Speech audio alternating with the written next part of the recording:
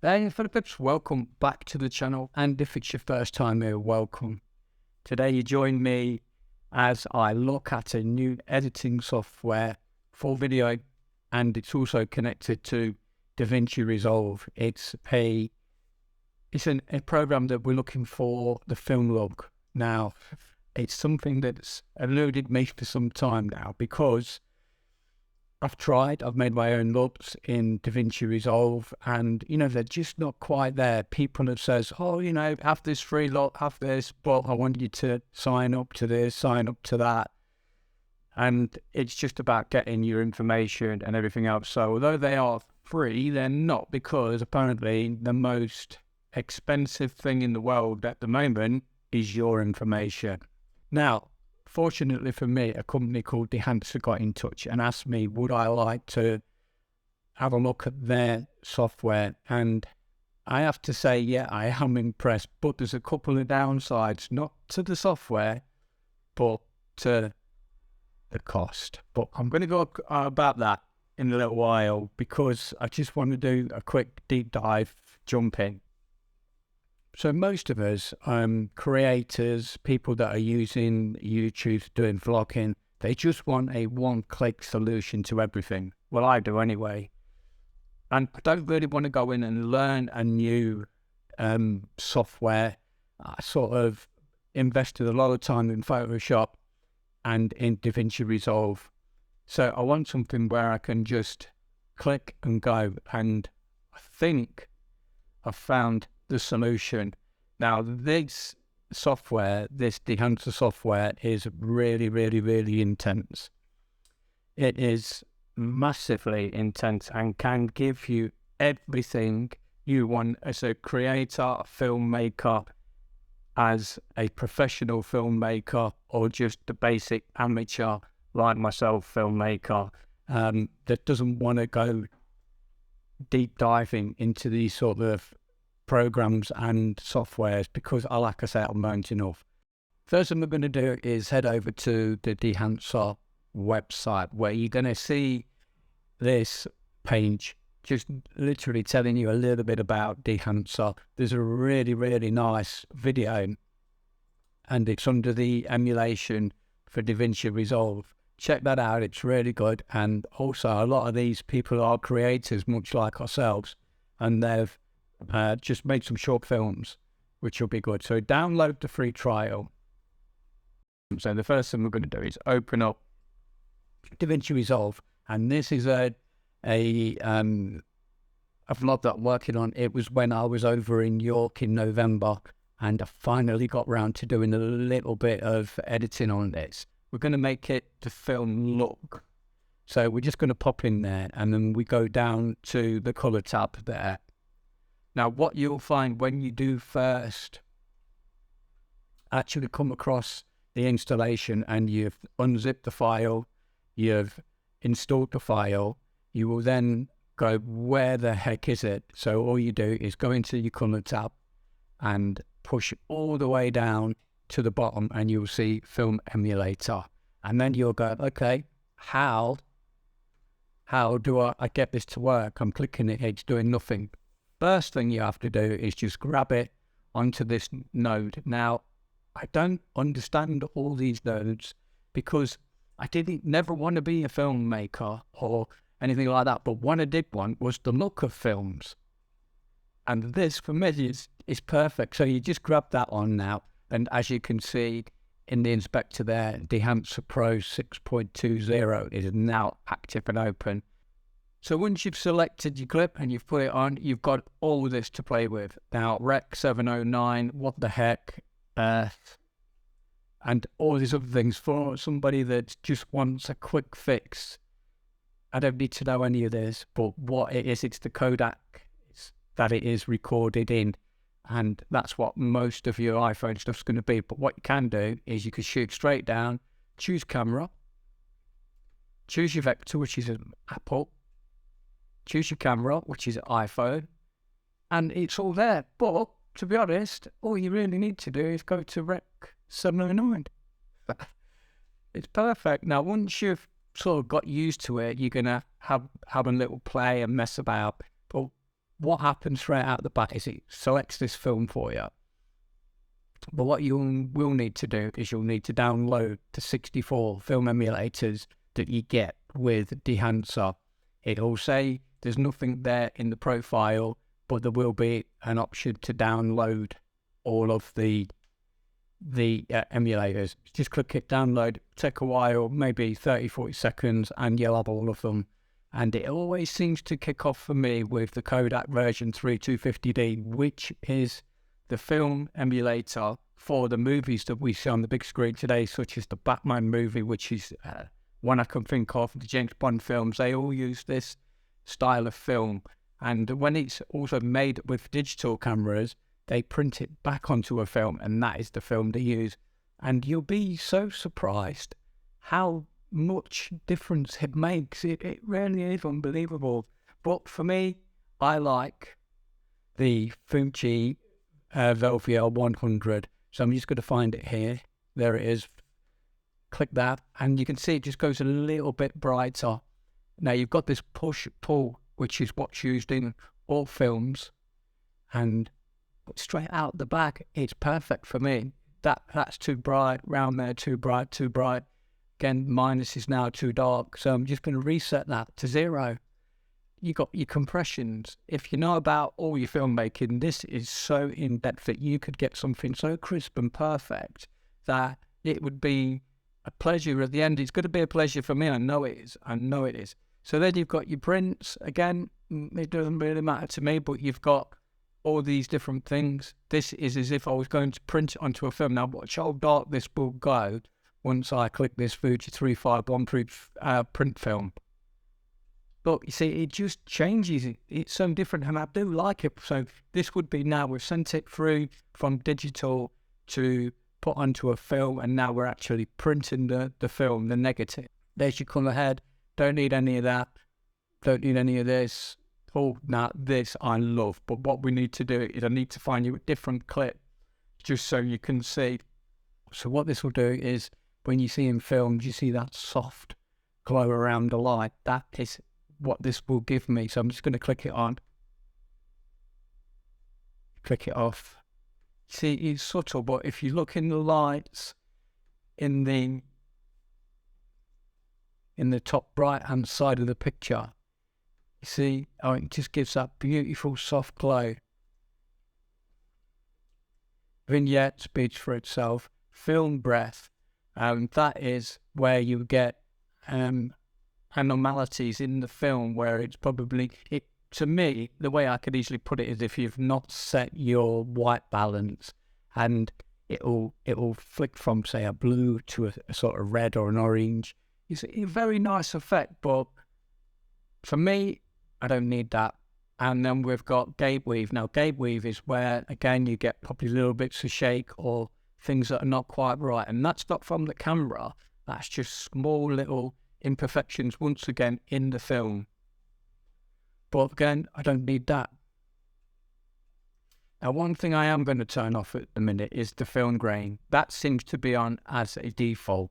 Now, I can put the grain on, but what it tends to do is it really, really slows down the playback of the video as you're editing. So even if you put that on at the end, wait till the end, but get everything else sorted first. So yeah, I really like that. So I'm just going to head back to the beginning. I'll go back into the edit. I'm going to give it a quick play. And I'll be turning off as we go, just so you can see the difference.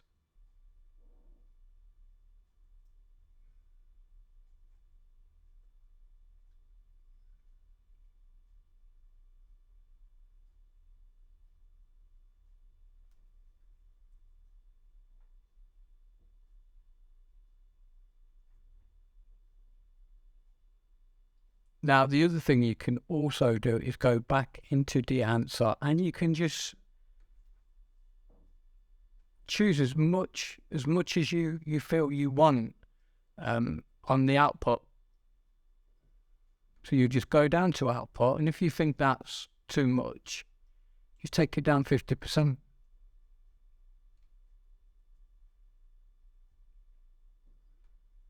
There's 100%. Again, you get that blue, a lot of blue.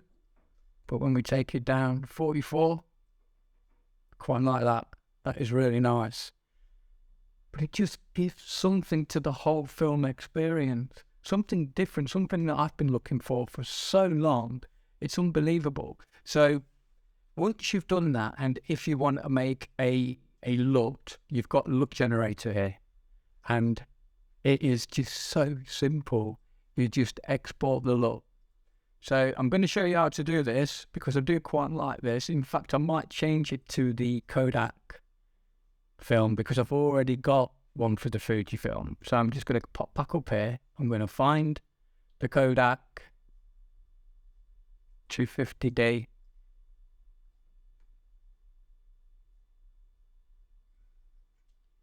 So now I'm going to go down and I'm going to save this LUT. I'm going to generate it, export LUT. So this will now go to my desktop. And I'm just going to call it Rec 709 Kodak version 3. In fact, we'll just leave that as perfect title really and save that to desktop. So the easiest way to do this is once you've saved it to your desktop, just Command C, click your cog, make sure you're in color management, open the LUT folder, and literally wherever you want it to be, just paste it in there. Close that down, update list, and it will be in there somewhere. Save it. Now make sure you're in where it is, and there it is. So just play around with it until you're content with the look you want, and also just go back in and play about. If you want that gate weave, put that on. Do you want a vignette in it? But there's your vignette, and then once you put your soft feather on, she's so nice. I absolutely love it. It just gives so much. It just gives, and this bloom is so beautiful, and it's come through right at the right time. Off on, off on, off on. I'm just gonna zoom in here so you can actually see.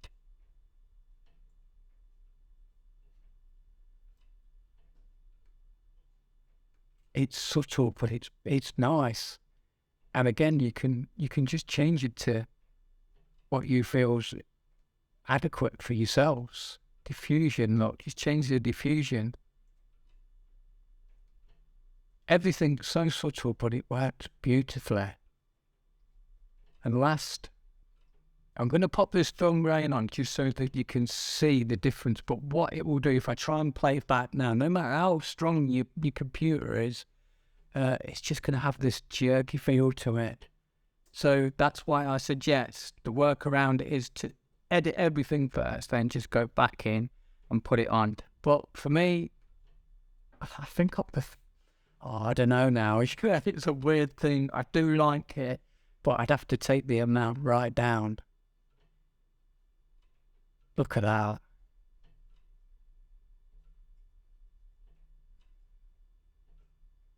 He's just so beautiful. Oh, man alive. Right. I tell you what I'm going to do now. I'm just going to export this and let you see the film. But wow. You know, the thing is, it's like now I put the grain on, I want to put a little bit more blue in, but I don't know. I'm going to leave it like this. Okay, let's get this beauty done, and then you can see the film in its entirety.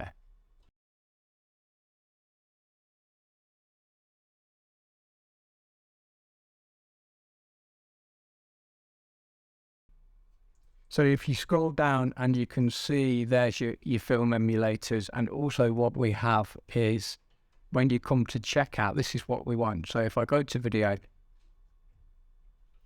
and then we'll look through, you see now for this pro section, you've got to pay $399. Okay, and that's going to give you 2 seats included. Now, 2 seats, that means 2 terminals, so you could probably have it on a spare computer upstairs or your MacBook Pro and your iMac. But you can also go down and just buy this one for $199, which includes the 60. Now, this for me would probably be the one I would use, the $199. I think you get the 63 film profiles with print options, so we've already used that, and the colour head with print toning, didn't use that. Film grain I used, the bloom I used, defringe I didn't use, vignette I used, and the monitor false colour clipping, I didn't use that neither. So for me, the $199 would most probably be the one for me. So what I would like to see Dehancer do would be a payment plan. I think a payment plan would be perfect until you've paid it off, your $199. They give you, if you miss a payment, say you go monthly and think, I tell you what, I'll pay £20 a month. Once you've reached your $199 or your $399, whichever one you want to go for, then you would pay it off, but you've still had the use of it.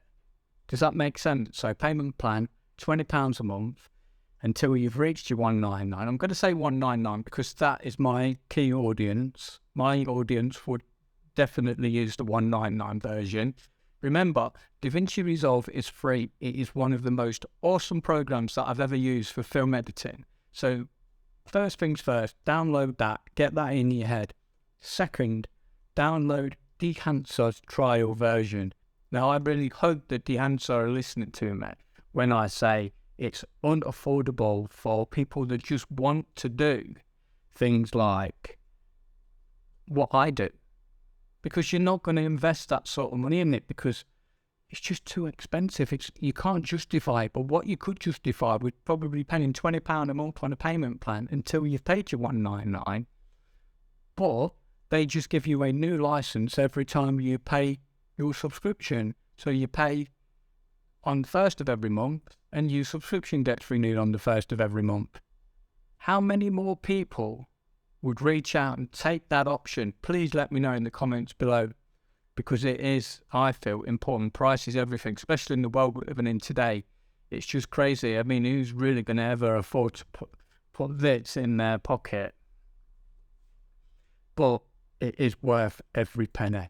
It is absolutely brilliant. I love it. Enjoy the video. Please like, share and subscribe. Also, give me your ideas in the comment boxes below because they are so important. Let's get our brains together and sort this out. And hopefully other companies will think, I tell you what, that's a fantastic idea. Let's make this affordable for everybody. So with that said and done, there's one thing left to do, and that's get out and shoot. You know you want to. Till next time, keep clicking.